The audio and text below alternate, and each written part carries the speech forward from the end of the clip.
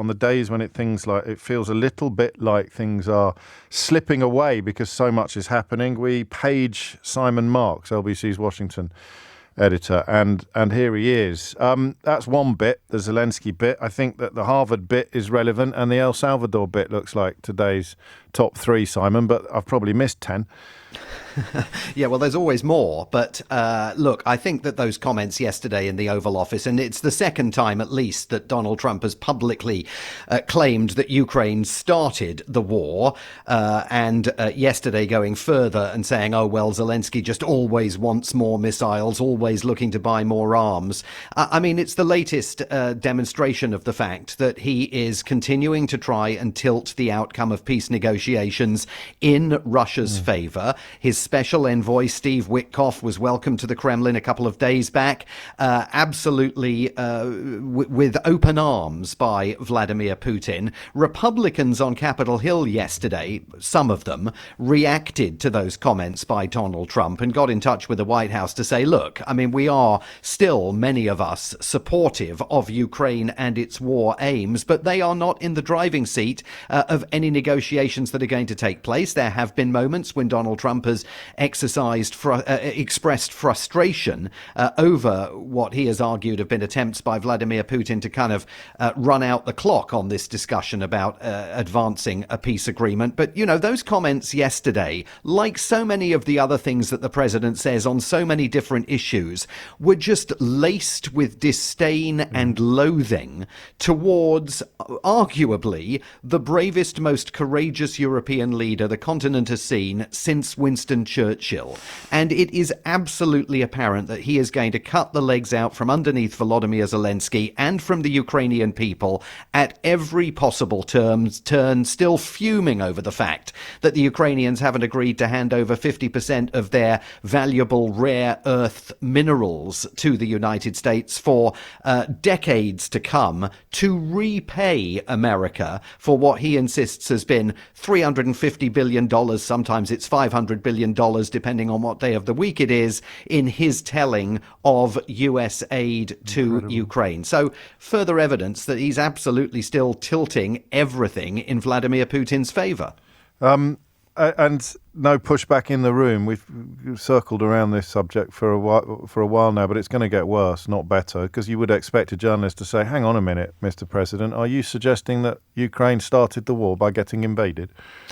Yeah, no pushback in the room. I mean, let's be clear. The White House is defying now a court order that requires it to restore the Associated Press, the news agency, highly respected, to the White House reporting pool. And again, I've got to caution listeners that when you see these interactions now in the Oval Office and you hear that a reporter asked the president a question, invariably, the men and women asking the questions are not reporters. They are polemicists working for propaganda outlets owned and operated by Donald Trump's wealthy supporters and political friends. And so the entire pattern of conversation within those White House encounters has substantially shifted in the last few weeks in the direction of right-leaning news organizations that are now invariably front and center. Even over the weekend, an interaction with Brian Glenn, a propagandist from Real America's Voice, who is the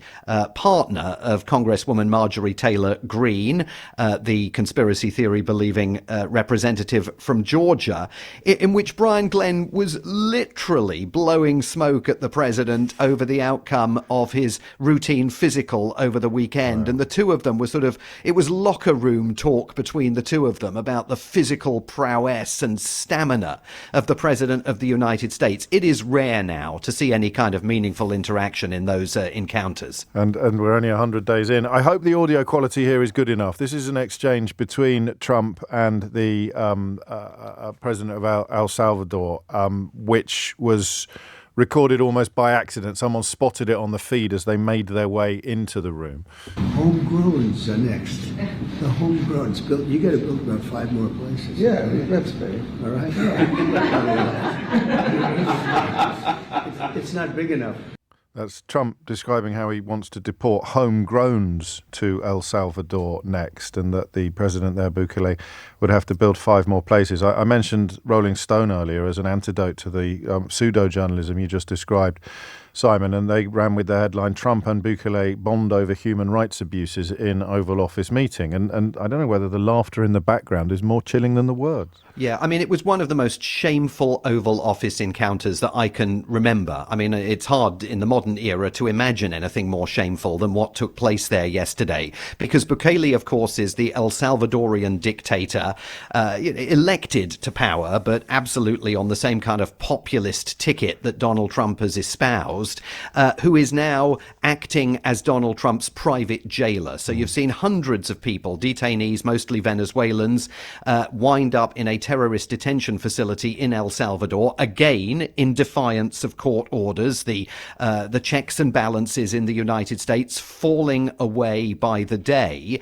And in that interaction yesterday, the president was essentially saying to Nayib Bukele, build another 5 prisons, because what he is thinking about doing is denaturalizing American citizens, stripping even American citizens who are convicted of crimes of their passports, of their citizenship, and sending them to El Salvador's gulag. This is now a theory that the White House is investigating and advancing. Rolling Stone, that you mentioned, reported on it just a few days ago. We've heard the Deputy White House Chief of Staff, Stephen Miller, advancing that there is a legal path for them to strip Americans of their citizenship. And at a time when they're saying to places like Harvard University, they want to come in and they want to audit the staff for the viewpoints of the faculty, the student body. They want to reduce the power of students, faculty and administrators. That's why they're withholding more than $1 billion